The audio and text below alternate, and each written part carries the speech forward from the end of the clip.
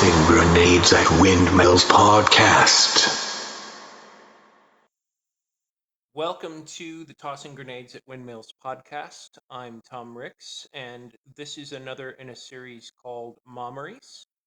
We last left with basically my mother divorcing my father, and this episode we're going to focus on the transition, kind of the next 5 years of her life, where she was a single mother working several jobs in what was frankly a very difficult situation in Denver, Colorado.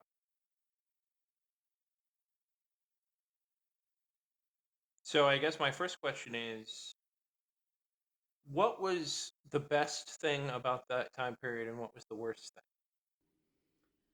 Well, the worst thing was that I couldn't make enough money. I should have demanded or put in the divorce decree or whatever you call it, gotten enough money to get trained in something so I could have a decent paying job. But I didn't do that, so I was working a whole bunch of different jobs, none of which paid well.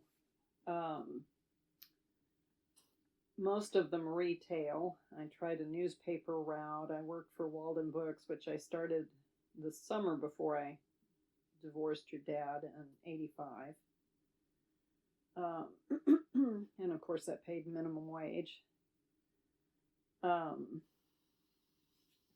And let's see, I started working at Musicland, which also paid minimum wage. Sometimes I worked 3 jobs. I'd work at Walden Books, Musicland, and I also worked at a tuxedo shop in the mall. I worked. I didn't talk about that crazy job I had before I started working at Walden's. Which job was that? I was married to your dad, and I worked for a company that did background checks for apartment rentals. Huh, I don't even remember that one. I obviously tried to forget it because that woman was nuts. The woman running that, she was crazy.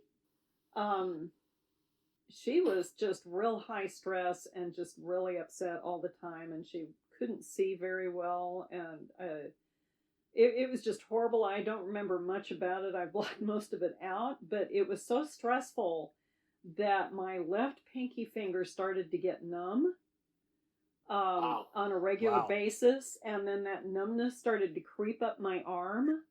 And I was there a month, and I said, "That's it. This job is killing me. I'm out of here." But she couldn't keep people there because she was crazy.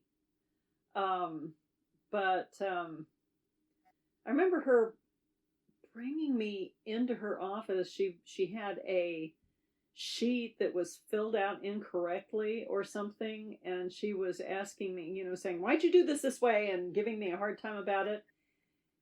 It was her handwriting.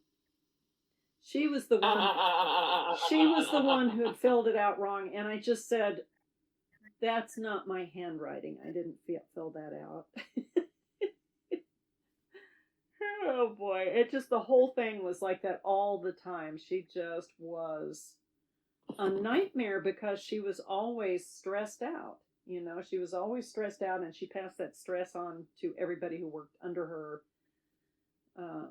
Yeah, she was a crazy person. But then I started working at Walden Books, and that was better, but that had its own stress. Let's see, I took a paper route. I worked for Eastern Onion Singing Telegrams for a while. I remember you kids liked it when I was doing that one because I'd come to see you guys, and I'd be in my, little red tailcoat and fishnet stockings and tap pants and character shoes and my top hat, or in my Wonder Woman costume, or in a number of other costumes that was fun until until they started pushing me to do stripgrams. I remember you mentioning that. Yeah, that you did mention before. Yeah, they started pushing me to do stripgrams, and I was like, I'm a mother of 6 children. I'm not doing stripgrams. And I had friends, because I found out about that job through college. The kids I was at college with when I went back the second time, and one of them said, "Oh, I do them. You get to wear your bra and panties, and it's not that bad." And I'm like, I have 6 children. I'm not doing. I'm not performing in my bra and panties. I'm not doing it. So sooner or Yeah, I don't later, blame that's you. going to come back to haunt me. I'm not doing that. So. Oh, it would have. I don't want to go into details of how or who, but we both know it absolutely would have. Oh, So yeah, yes. and no doubt it would have gotten back to Richard, and he would have used it as an excuse to keep me from ever seeing you guys again. So, yeah, that wasn't going to happen. So, anyway, that was nice while it lasted, but then the work dried up because they were trying to push me into stripgrams. So, Right. let's see, what else did I do? I did so many things, I can't even remember them all. I worked at a jewelry store for a while, but that was on commission, and it was like, I don't feel good. I've never felt good trying to get.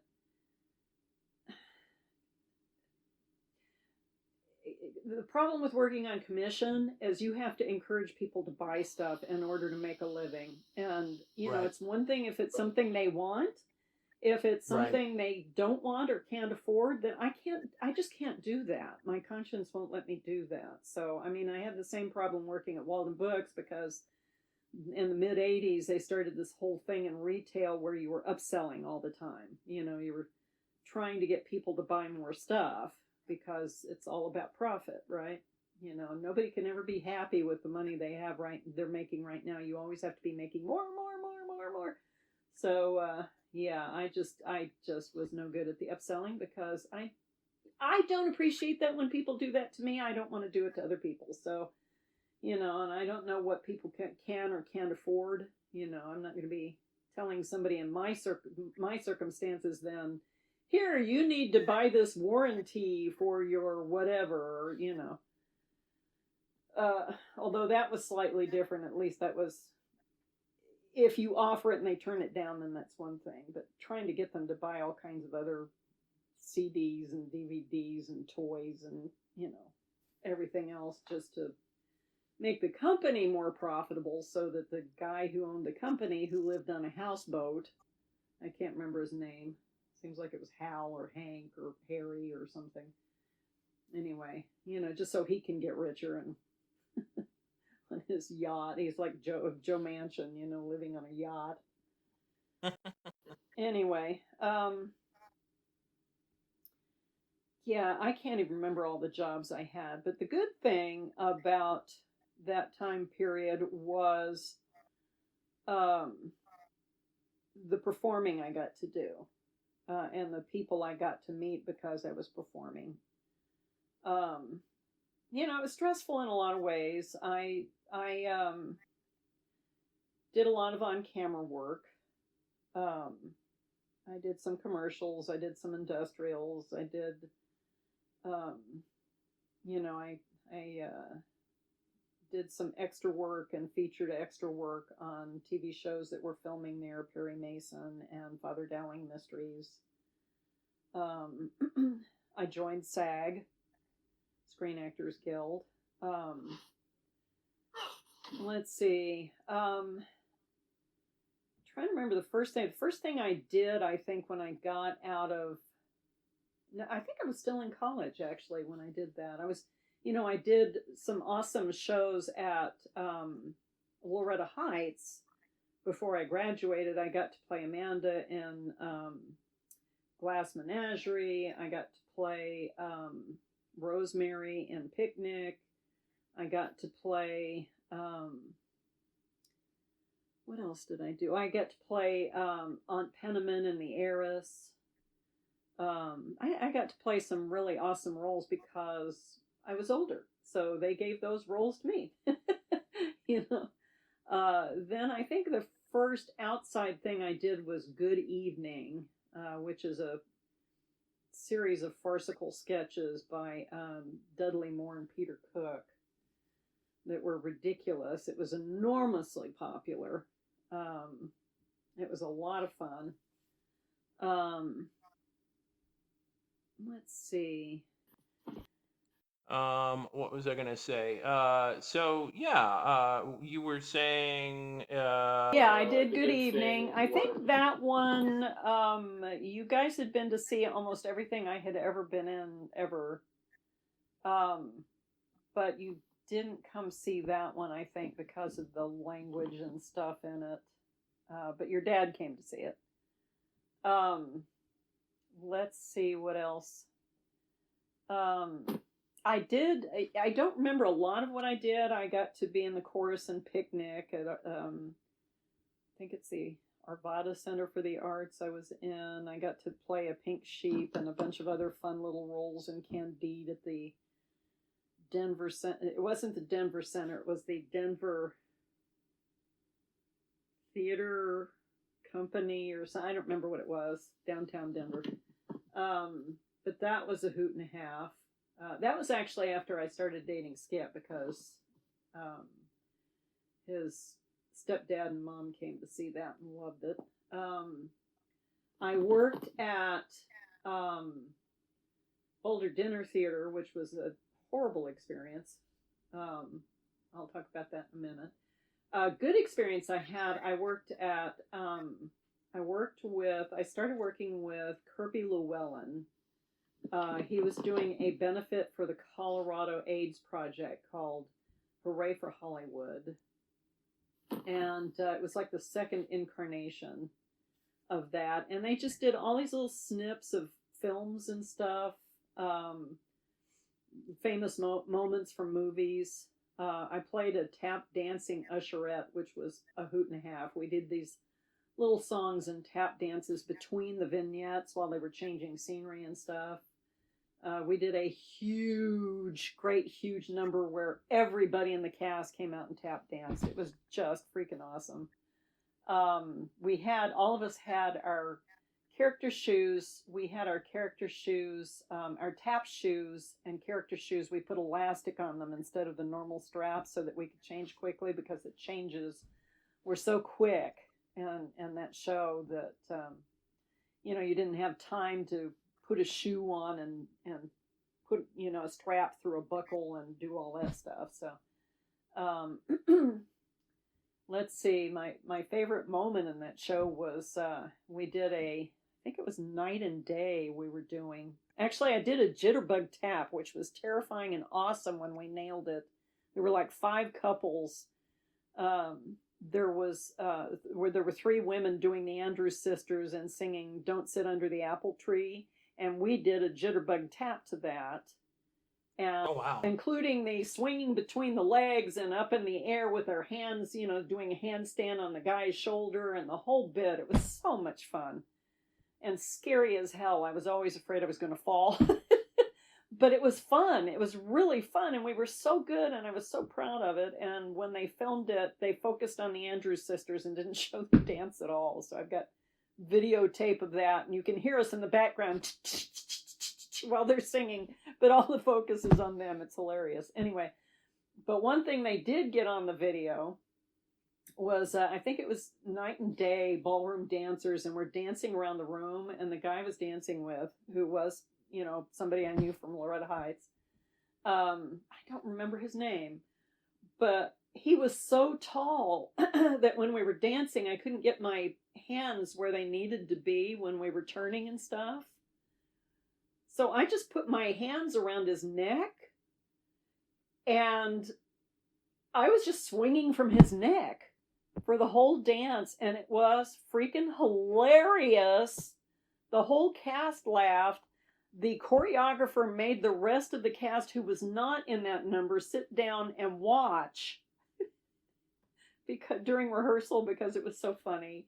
And the audience, we did the show, I think, at the Denver Center for Performing Arts like twice. It was a bad experience because the union people there decided to charge us full union fees and everything, and they just took all the money. So there was no money, almost no money left over for the Colorado AIDS Project. It was a big scandal. Kirby got raked over the coals. It wasn't his fault. It was unfair. But anyway, yeah, I am amazed that he trusted me to do that, because my audition for that whole thing was so bad. I was so nervous about singing and dancing. But I did it all in that show, and they were so nice, and they, there were a number of people in that became lifelong friends. But yeah, the audience, when we do that dance number, because we were in a big circle circling around the stage, and my dance partner and I started up at the upper part of the stage, and when we'd swing around to the downstage where the whole audience could see it, you could hear the wave of laughter as we passed the audience from house left to house right, as the audience saw me swinging from his neck as we were dancing, and everybody else is doing this beautiful ballroom dancing, and he just got to where towards the end it became a bit where he just grabbed me, put his arms under my rear, and just picked me up and ran to where we were supposed to be. It's so freaking funny. You'd have to see it. What else did I get to do? I don't know. I got to do a lot of fun things. I can't remember most of it. It's somewhere on my curriculum vitae.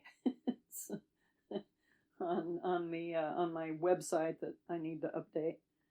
But yeah, that's the fun stuff I got to do. Eventually, I got smart, and it occurred to me to try to, because the one thing I'm really good at is cleaning houses. Right. It's what I did for 15 years as a housewife. So I started my own house cleaning business, which was nice because it was flexible. I could charge much more than minimum wage. And so I was able to make ends meet a little more for that. But yeah, my friend Sue Leeser, when I told her I was going to start cleaning houses, she had me cleaning her house, and she had a gorgeous house. I loved cleaning her house.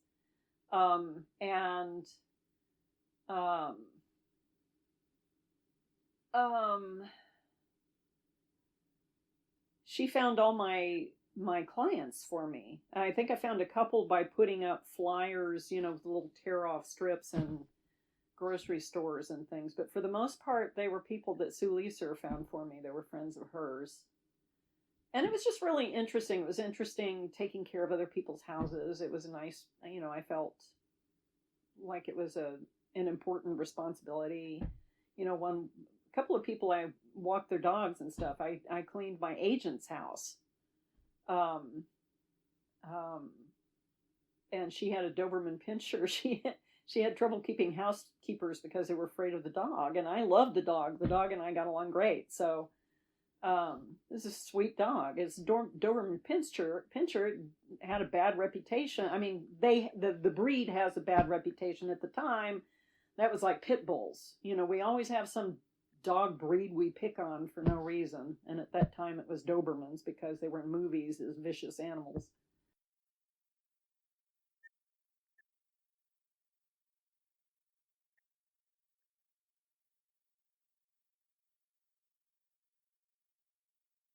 Sometimes I would sit and pet it and stuff. We got along great. So eventually I stopped house cleaning.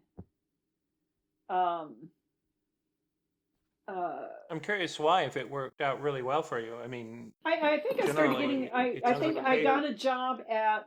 That's when I got the job at Boulder Dinner Theater, and they had rehearsals during the day, so there wasn't any time I could clean. So, and that's the problem with all of that.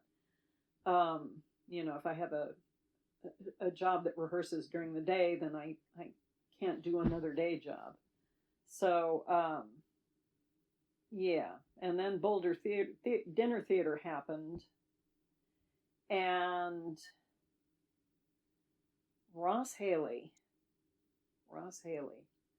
who was the artistic director, cast me as, I can't remember the character's name, the queen, or the wife, the shrewish wife, because a funny thing happened on the way for him as a farce. It's Greek. It's Greek comedy basically, and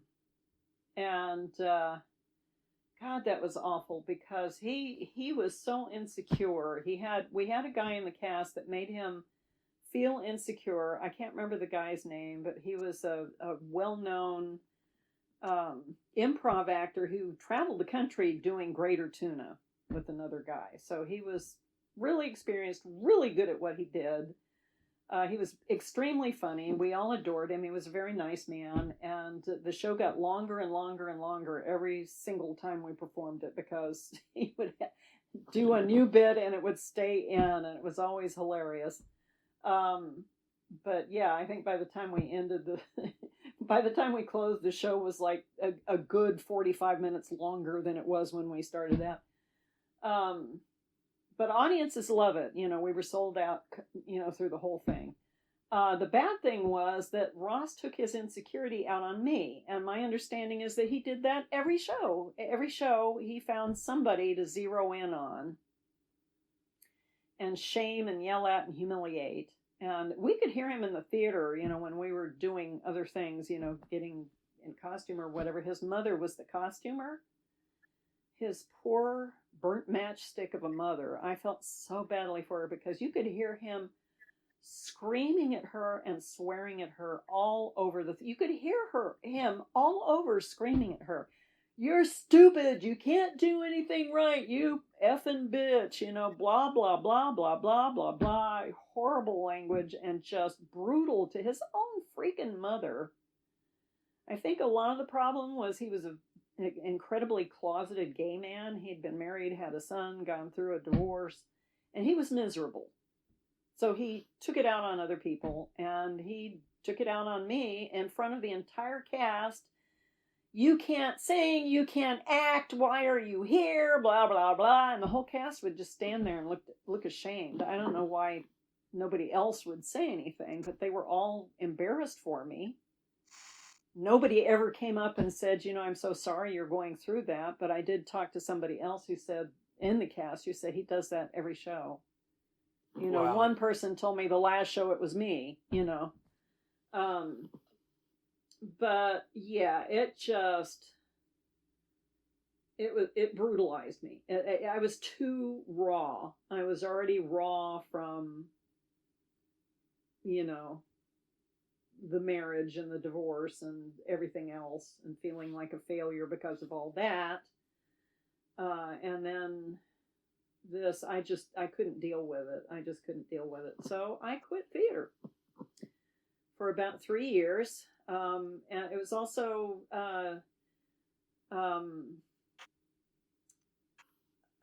you kids moved in with me, I think, at that point. I think that's the point at which, you were getting ready to go on your mission and all that stuff. So you were finishing high school and all that stuff. So you and Greg and Christy and Randy moved in with me, and Richard got transferred to Midland, Texas with Vivian. I don't think all of us lived right away with you at first right away. I think initially it was just Greg and I, and then Christy and Randy came later. I think it's when your dad and Vivian moved to Midland, you guys moved in with me. That's correct, but like I said, if I recall, it was just initially Greg and I, and then Randy and Christy came later. Yeah, I think you're right. And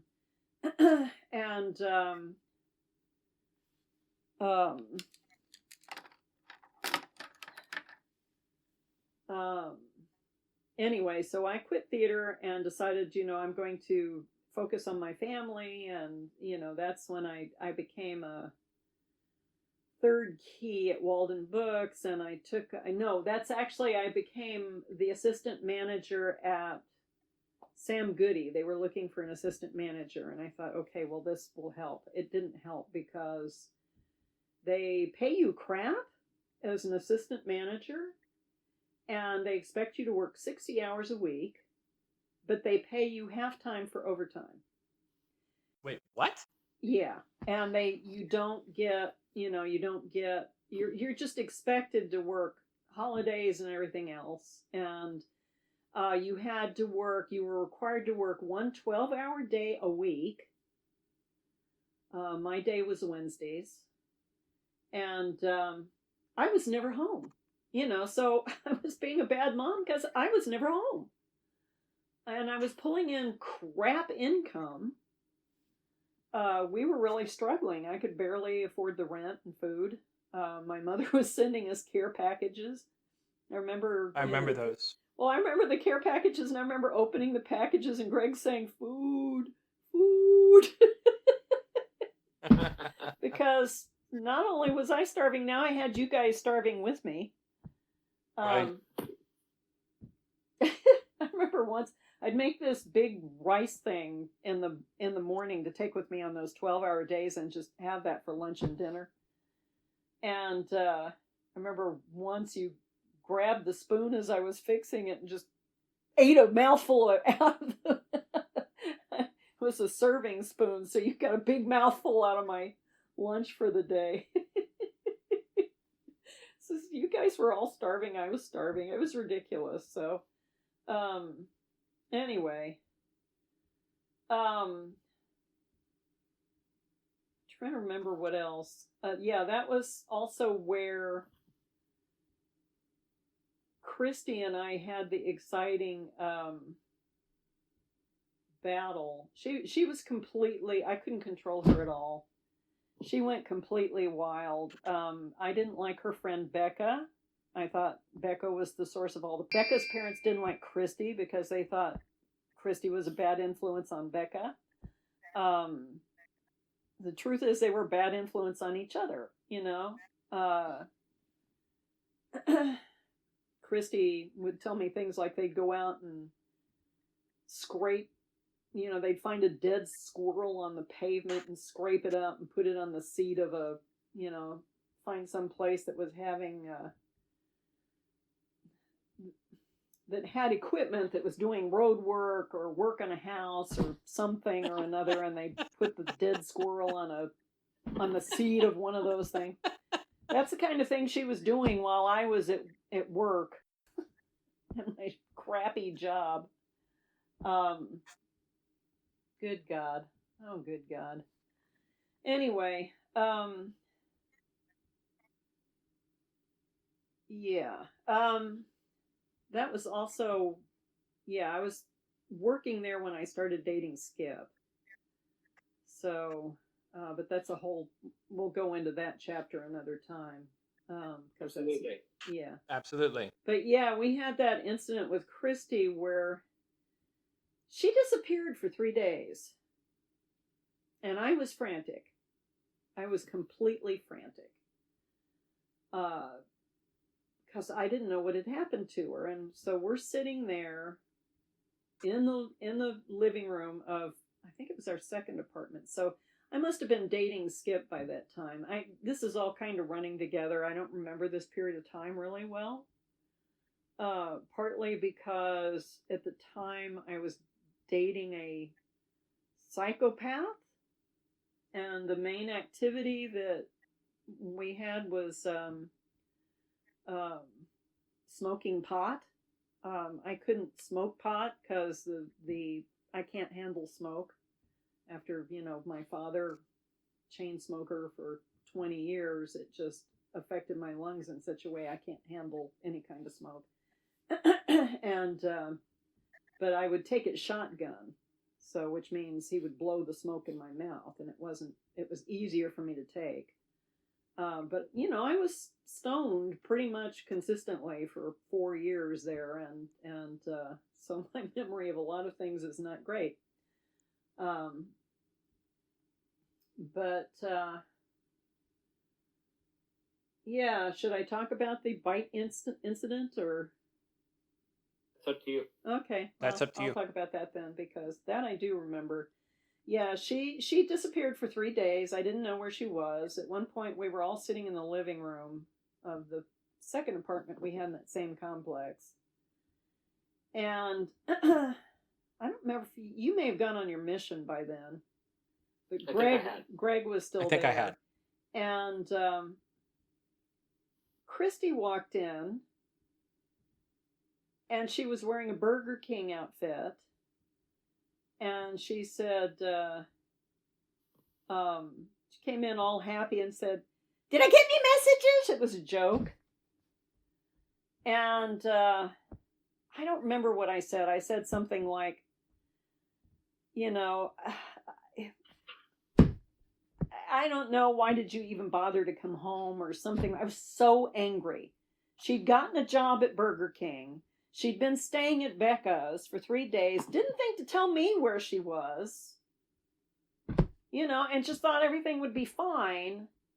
And, I was so angry. I mean, I was relieved, but I was so pissed off that she didn't tell me where she was.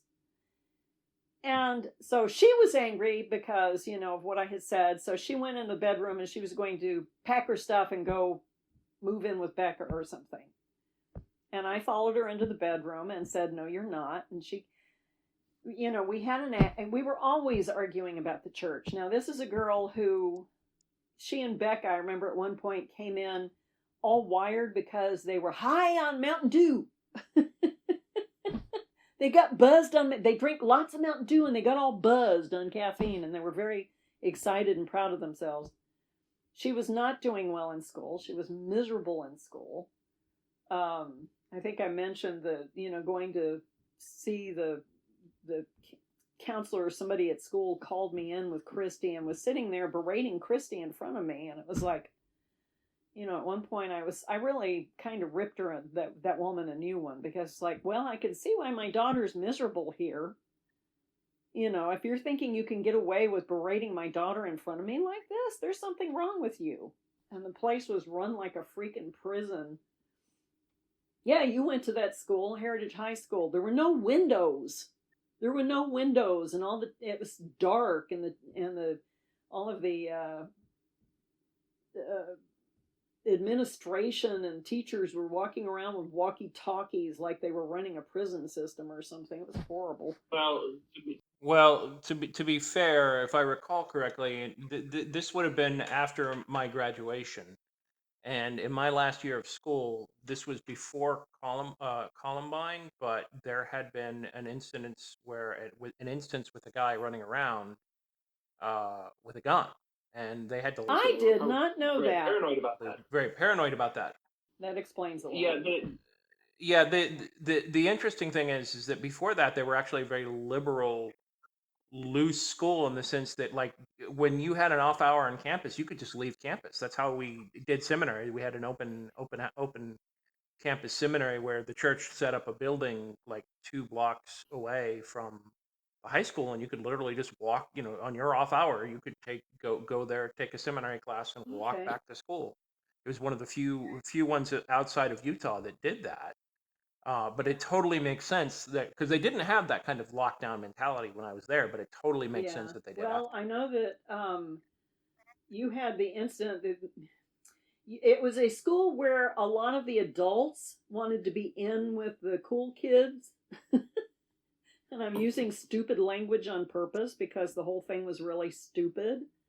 So they let the jocks and the popular kids get away with a lot of crap, including knocking books out of your hands and anybody else that they thought was not part of their clique, and making them late to class. And then you would get in trouble for being late to class because you had to pick up all your books and papers and stuff, and you finally got mad and started swinging. And I think that scared them enough that they finally left you alone. But yeah, it was just one of those schools where the teachers and administration were trying too hard to be part of the popular kids clique, and so they were part of the persecution of kids that were not part of that clique. And Christy was definitely not part of that clique. And yeah, I guess it got worse after what you're talking about, because the teachers became paranoid. But anyway, so I followed Christy in the room, and we argued some more about the church, like we always did. She'd get mad at me. She told me later that she had gotten a hold of my tarot cards because at the time I was exploring witchcraft and paganism. And so, I had crystals and I had, I forget what they call when you have a crystal on a pendulums and fortune telling and tarot cards and things like that, astrology. And she and Becca got a hold of my tarot cards and threw them up in the air and walked all over them, which is like, okay, well, I didn't know about it, so at the time, but thank you for letting me know how much you respected me. But at least she had the sense to feel guilty at some point, or the decency at some point. And anyway, so yeah, we had arguments where I tried so hard to be reasonable, and you're not going to the celestial kingdom with the rest of us and all this stuff. And no, that's not how Christy talks, but that's my voice when I say things like that. And I would say, look, Christy, according to doctrine, because I knew the doctrine a hell of a lot better than she did, because I had spent 15 years studying it very thoroughly and trying very hard to live it, and then realizing that nobody lives it. They all pretend to live it and hope nobody finds out that nobody's perfect. Anyway, but yeah, we had the argument where, I would say, look, according to your doctrine, I wouldn't be happy in the celestial kingdom.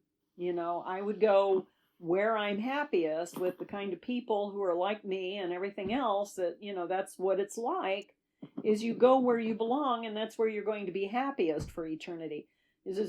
Everybody belongs in the celestial kingdom, Mom. Nobody belongs, I don't even remember the argument she made. It was stupid. So, because she was a freaking teenager. So, anyway, so this particular argument, we argued about the church again. We argued about, and I was like, I told her, I didn't know where you were. You didn't tell me where you were. I was worried sick for 3 days. I don't remember what happened, but she launched herself at me and tried to hit me. She thought of herself as a tough girl and thought she was going to beat up her own mother. What she doesn't know is that because of my child rearing, basically growing up in a prisoner of war camp and being tortured, I guess most boys end up being more combative when they grow up in an abusive environment like that. At some point, they turn on their abusive father and beat them up, and that's how the abuse ends. That's kind of what happened with me.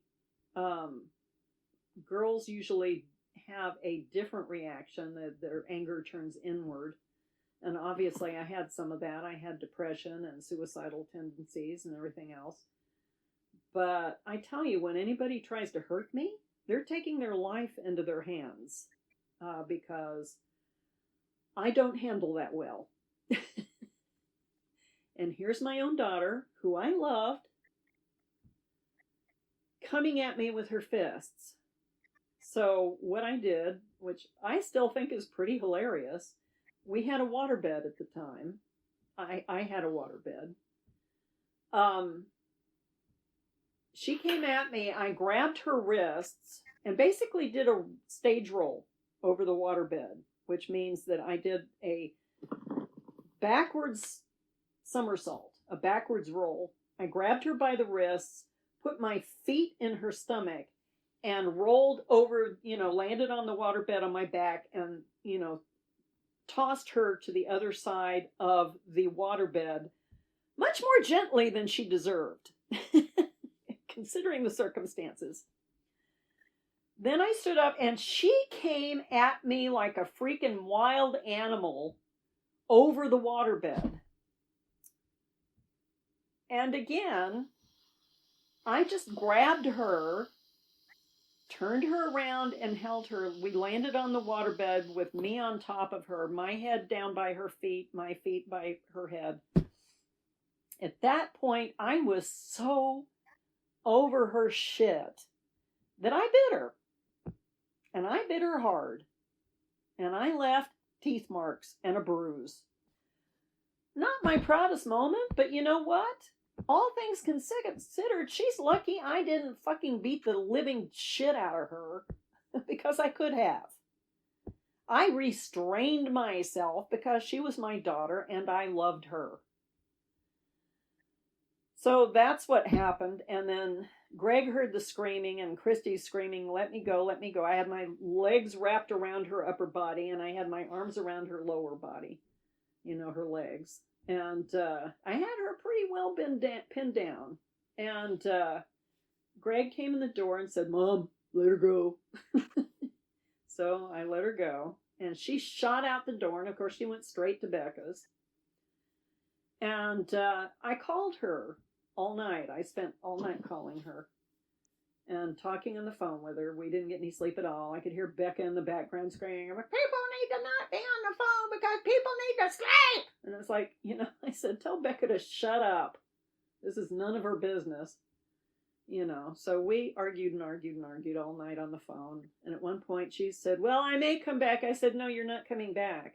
And she got really quiet because the thing up to that point had been, she knew how important the kids were to me. She knew that I cried unconsolably every time you kids left. When I had to leave you, when I couldn't be around you, it broke my heart.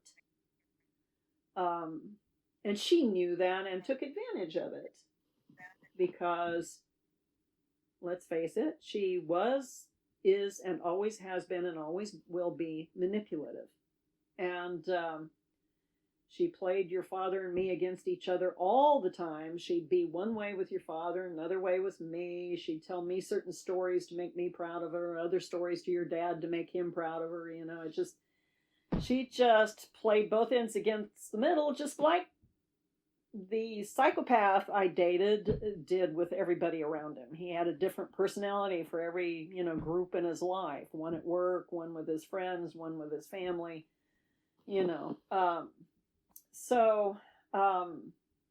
yeah, anyway, so she said, I might come home.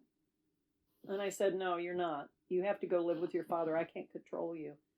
And I'm worried about something happening to you. And, I love you and I'm worried. She got real quiet. She was not expecting that. She was not expecting me to give her up. And she thought she could just go ahead and be a little wild child for, the rest of whatever. And, so I sent her to live with your father, which broke my heart. It killed me. I cried over it. I grieved over it because I loved her and I wanted her with me, but I was gone all the time with work. So I was not there and I could not be a proper mother to her. I told her, you need supervision. You need supervision and I can't give it to you.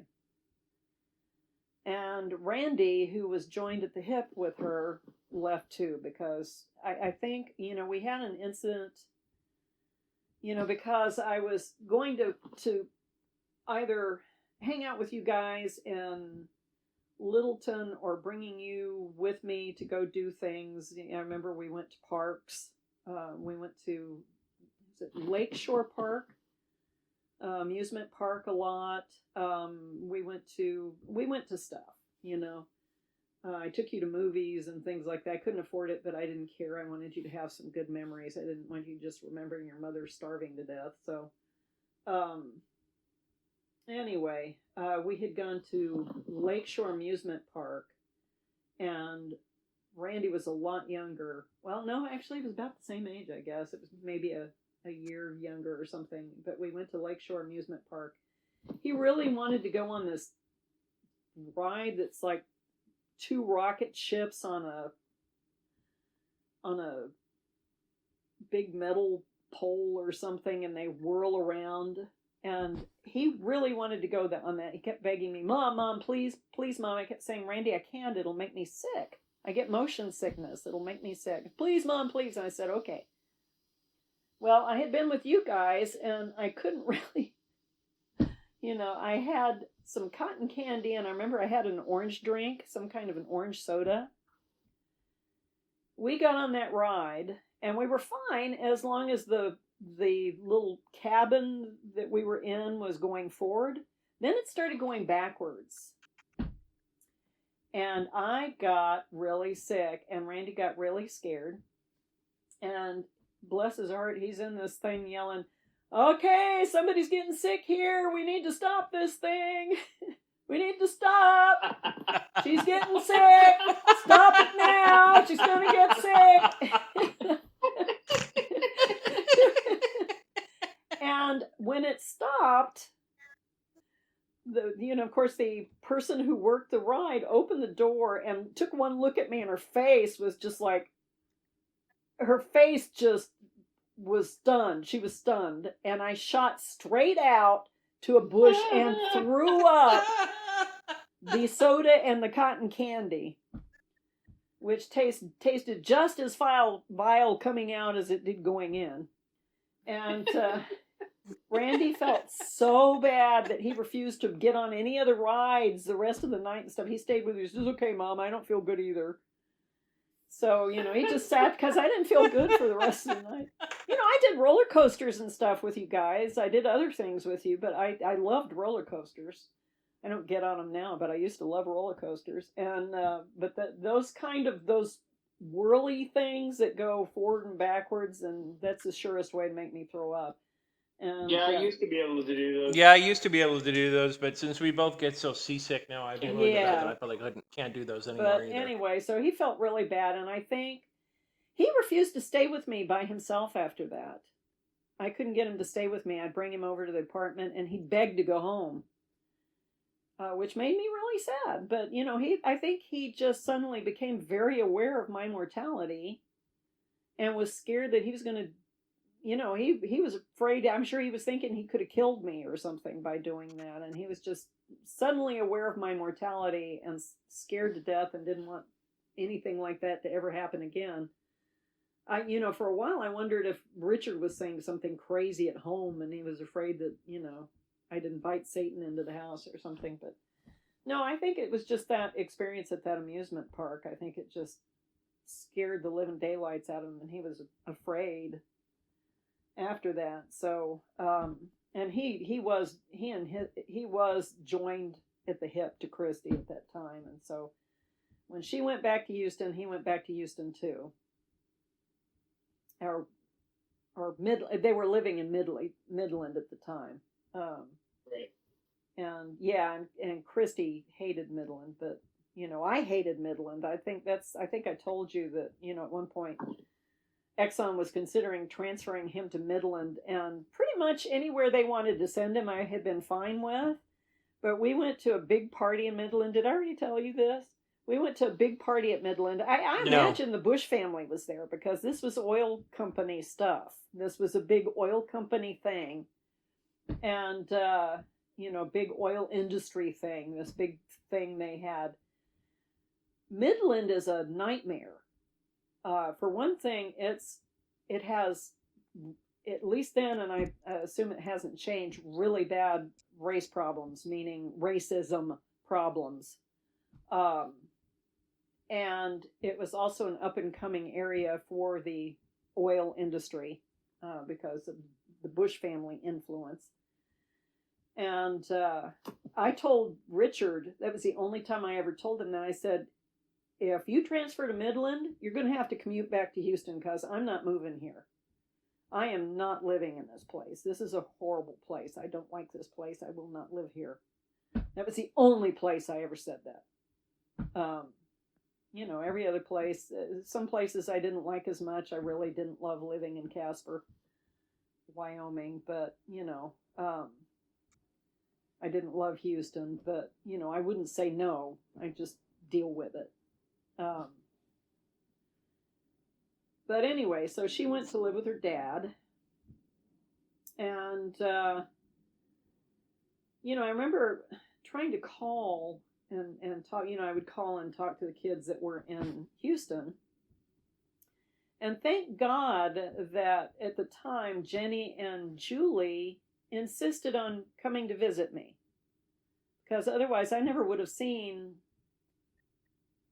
any of the kids that were living in Midland again in Houston once they moved there, because your dad would have been happy to keep them away from me.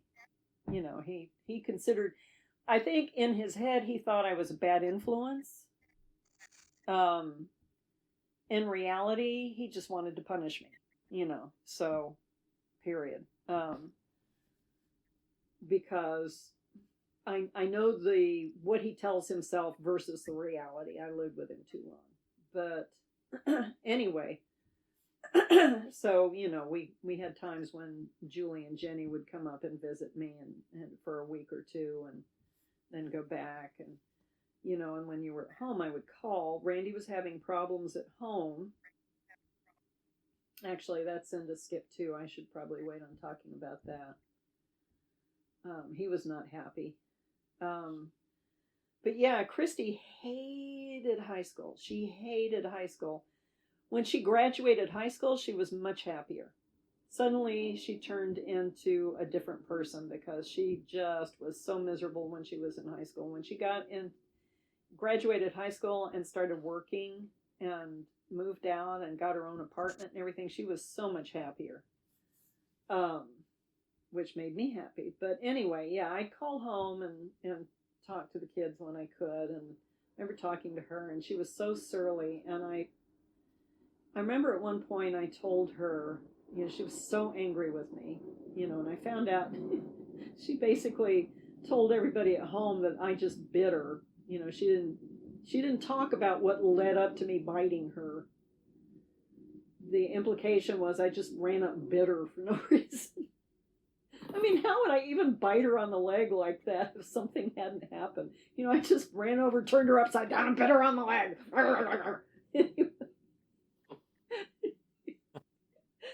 But yeah, so I called home at least one of the times I called home, and she was being surly with me and snotty, and and I said, I love you, Christy.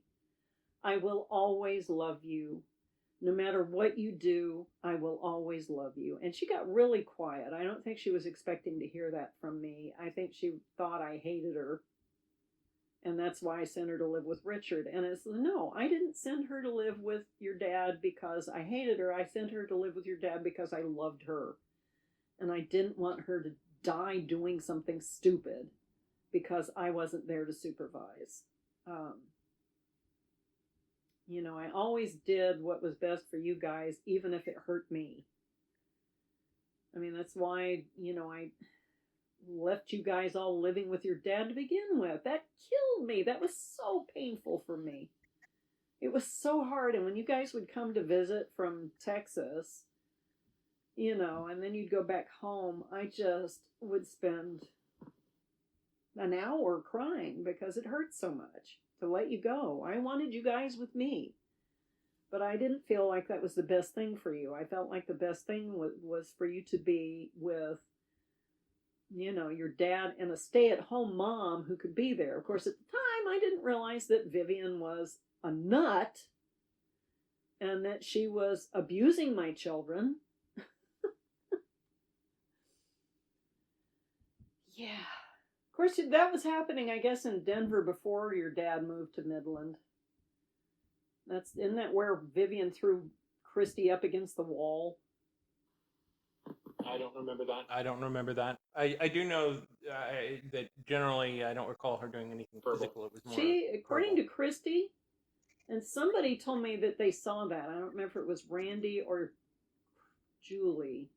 Somebody told me they saw Vivian pick Christy up and slam her against the wall. And then Julie told me that Vivian was playing mind games with her. I think that was happening while you were still in Denver. So it took a lot for me to send Christy to go live with your folks, with your dad and Vivian, because I knew it wasn't ideal, but better that they have some supervision than live with me and be living like wild animals. You know what I mean? So I do. I do. Yeah. So, yeah, all of that stuff happened, and then just to introduce the next chapter of things. I mean, if I remember more, I'll tell you more, but I really can't remember a lot more right at the moment. It's fine. That's fine. But yeah, the Psychopath and I broke up, and we went through a thing where we were in that first apartment in Littleton, and I had all of you with me for a while. I know I had the 4 oldest kids with me. You were in that apartment. That was before you went on your mission.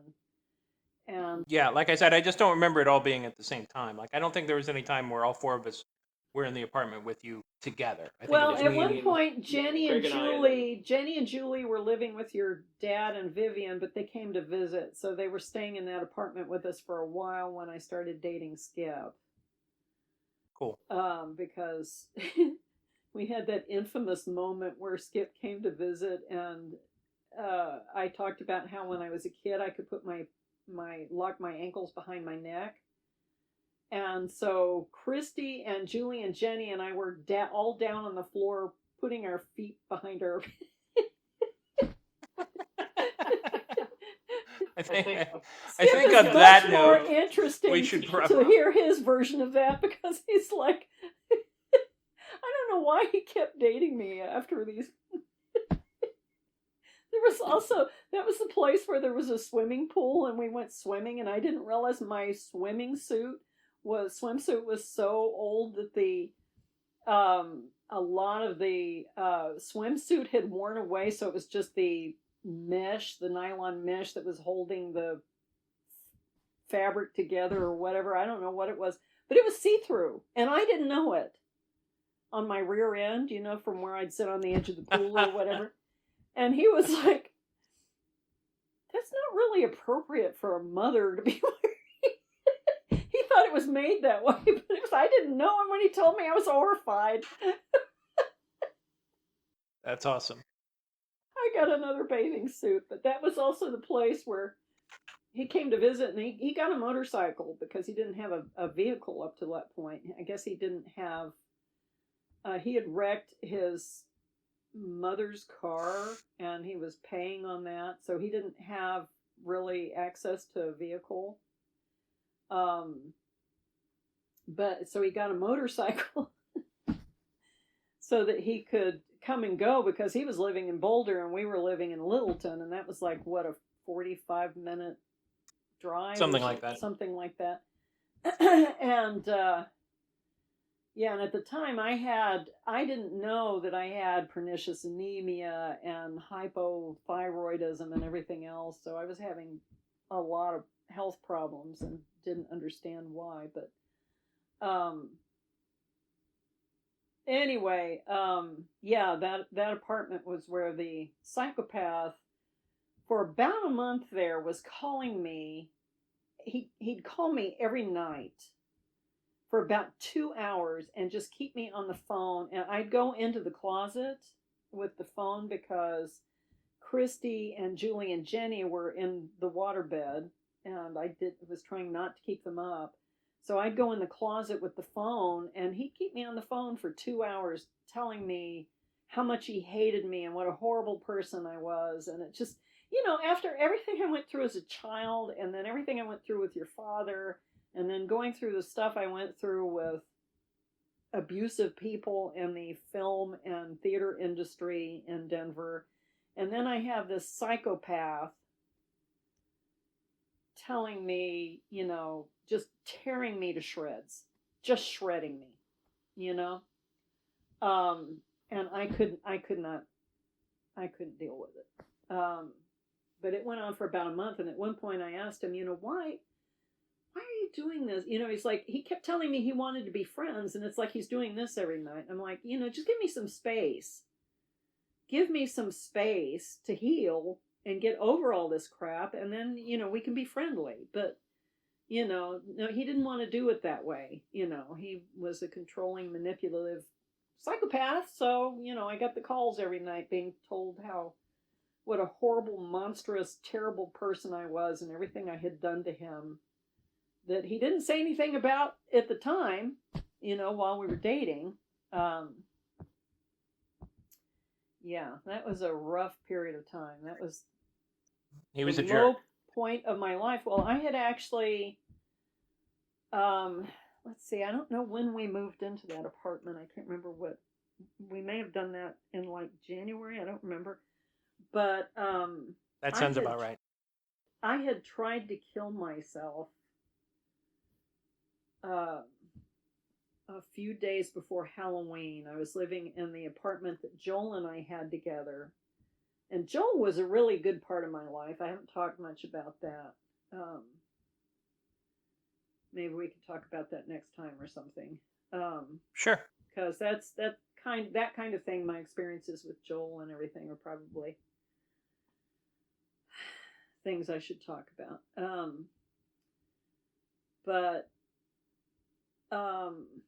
what was I saying? I don't remember. Oh yeah, I was working at Scanticon Convention Center or whatever it's called.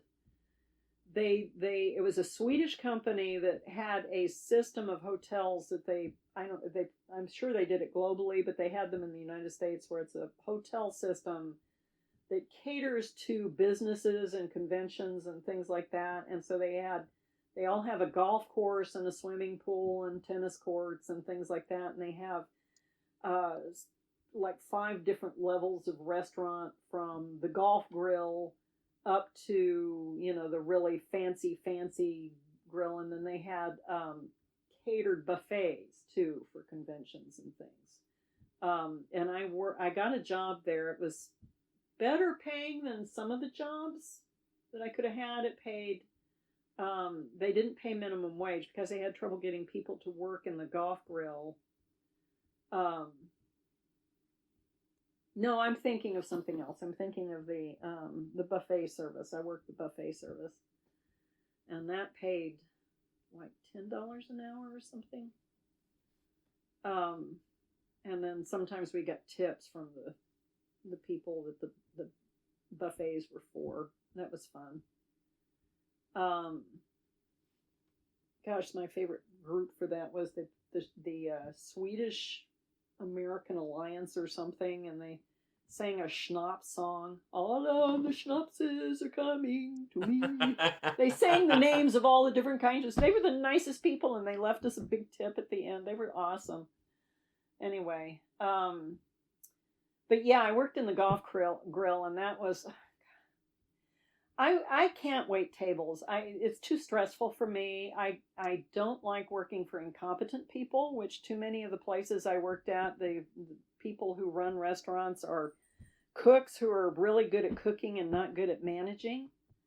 So that was usually a bad experience. But the golf grill, the manager there let a young woman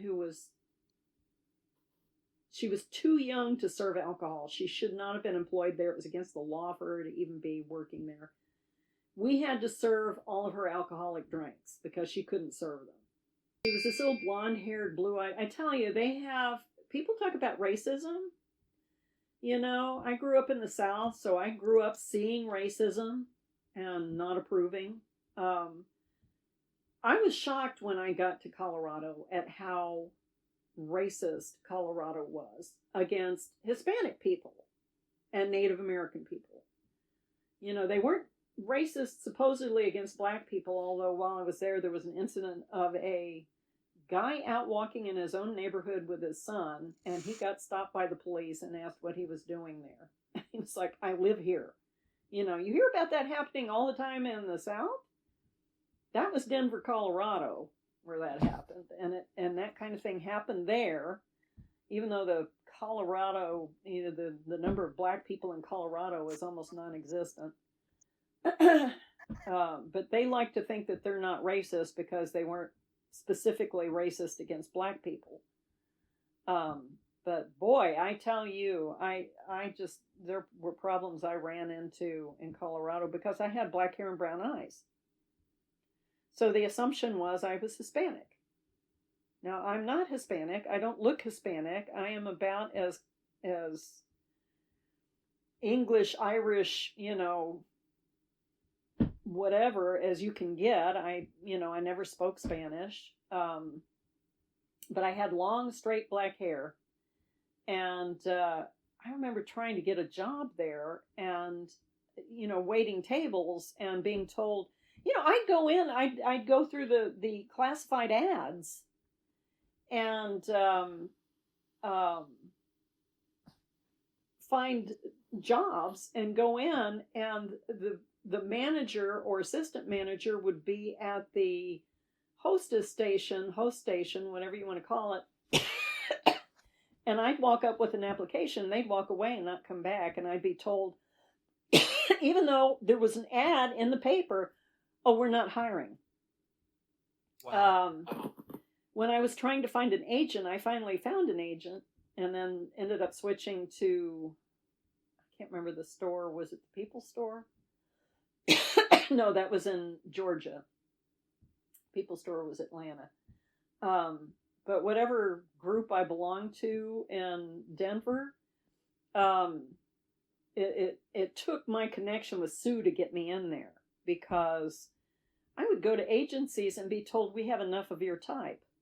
Well, I knew they weren't talking about, 30-year-old mom types, because that was the hot commodity right then, young mothers was a very hot commodity right then, but I had black hair and brown eyes. So what they meant was, we have enough. We have our one Hispanic young woman, and that's all we need. I was cast in a Mile High United Way commercial for a campaign on domestic violence. It was a really good commercial that won national awards. They cast me because they didn't have any Hispanic people. The client came in and said, we need a Hispanic person in this. Wow. We don't have any Hispanic. And I was so shocked when I found out they'd hired me for that reason.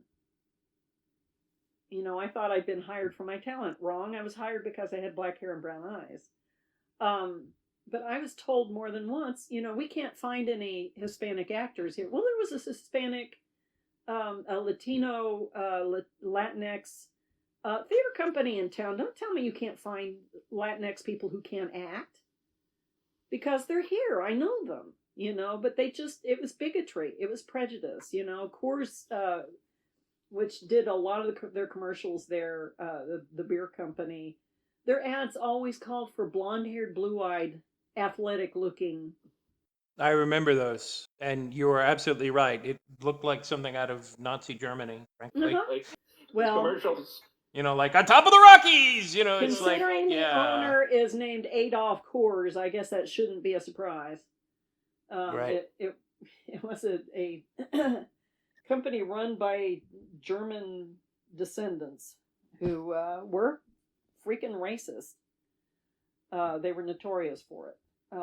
Anyway, so how did I get off on that whole tangent? I didn't finish talking about trying to kill myself, so should I talk about that next time? Why don't we finish on that then? Yes. Whee! It's on a high note. Anyway, yeah, I was 39. It was just before Halloween. Joel had moved out of the apartment because of a misunderstanding. Christy said she was going to come live with me, and I told Joel that, and he thought I was kicking him out of the apartment. That's not what I meant. What I meant was Christy would be coming to live with us, and I thought he'd be okay with that, but we didn't really talk about it, and it ended up ruining our friendship.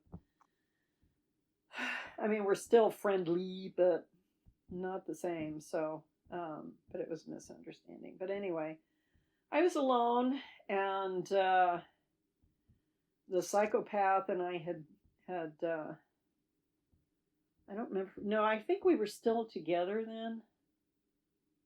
Yeah, I think the psychopath and I were still together, but I was so just, I was at the bottom of the barrel. I just was alone. I missed my children. I think Christy changed her mind, so I was there alone. She was going to move in with me, and then she didn't, and Joel had moved out, so I was by myself. But I don't remember exactly what happened, but I was at the bottom of the barrel. I felt like I had failed at everything I'd ever tried to do. My life was not going well. I was a terrible mother. Um, and not for the first time in my life since I was 13. I just thought, I just want to go to sleep and not wake up. I just don't want to feel the pain anymore. Life is too freaking painful. So I got a big bottle of, I think it's Rene Jeannot. Does that sound right? Big bottle of red wine, and a couple of bottles of sleeping pills, and downed them. And the psychopath called while I was in the throes of this, while I was dying. And I sounded weird. So he actually, to his credit, he ran over. He probably saved my life. He thought I had the flu. I didn't tell him and Joel what had happened until a few days afterwards. I had called in sick to work. I was working at Scandicon at the time. With the little... That's how I got off on all that other stuff, was talking about the little blonde girl who worked in the golf grill. And I remember her going, and she was always yelling at the cooks, and the grill were all Hispanic. They were all Latinx. And when they'd mess up her order, she'd go in and scream at them. And she'd call them beaners, which is horrible. And they just laughed at her, They understood me fine. I never had any problem with them, But they would act like they couldn't understand what she was saying. And I remember one time her going in there and just screaming at them at the top of her lungs. The whole golf grill could hear her screaming all these racist things, these horrible, bigoted things at these people. I was like, why is she here? God. Anyway, yeah, it was horrible. And she stayed on. That was a horrible place to work. Take my word for it. It's about as corporate as it gets, and it was a horrible place to work. The only good part about working there was eventually they fired the person who was running the golf cart that drives around and sells snacks and beverages to the golfers. And she got fired because a boss quit. The boss who handled the golf grill quit. And the new person they hired didn't respect the hiring of the woman who was running the golf cart. She said, I have no conflicts except this one day is my dad's birthday. I need that day off. The former boss had promised her that. The second boss refused to honor that. And when she took that day off, they fired her. Because corporations and that place sucks. It was just horrible. Maybe next time I'll talk about the weird gambling addict I dated there. But anyway, so I got to work the golf cart and drive that around, and that was fun. I just drove the golf cart all day and talked to golfers all day and sold them beer and candy and Arnold Palmers and stuff. It was nice. But anyway, I got fired because, I tried to kill myself, and so I was sick. And, yeah. Anyway, that was just a nightmare to work there. But, yeah, so the psychopath showed up, and I was in the throes of dying. And because he kept me awake, I think, after he left, I didn't leave, he left, I started throwing up. So I threw up, and I was really sick for several days, but, I didn't die. And, of course, when I survived, I thought, well, I guess I really want to live, so what am I going to do with the rest of my life? I have to figure out what I'm going to do. And, it was beginning with some changes, but that was probably the lowest point of my entire life was, that night when I just decided to go to sleep. I didn't leave a note or anything, and I've told people since, people that get really angry at people who commit suicide. It's like, it's not about You. Yeah, it's that too, but it's not about looking for attention. It's not about punishing people around you. It's just, I know that in my case, I couldn't take the pain anymore, and I just wanted to go to sleep and not wake up. That's what I wanted. So, people who get mad at people who commit suicide, it's like, they need your love and your help and support. And even then they might give up, because unless you're on the side of that kind of depression, that kind of pain, that kind of situation where you feel like your existence in the world is doing more harm than good. Not just that you're useless, that you're doing more harm than good by existing. Unless you've been on that side of things where, just the pain is so excruciating you just can't take it anymore, then you're not really qualified to judge somebody who's committed suicide.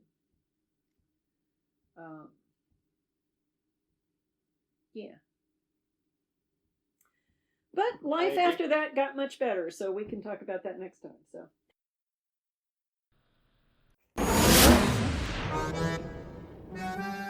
This has been the Tossing Grenades at Windmills podcast. Buy my book, Have Name Will Travel, at Amazon and other markets. RedAnvilCreative.com contains all our podcasts. Copyright 2021.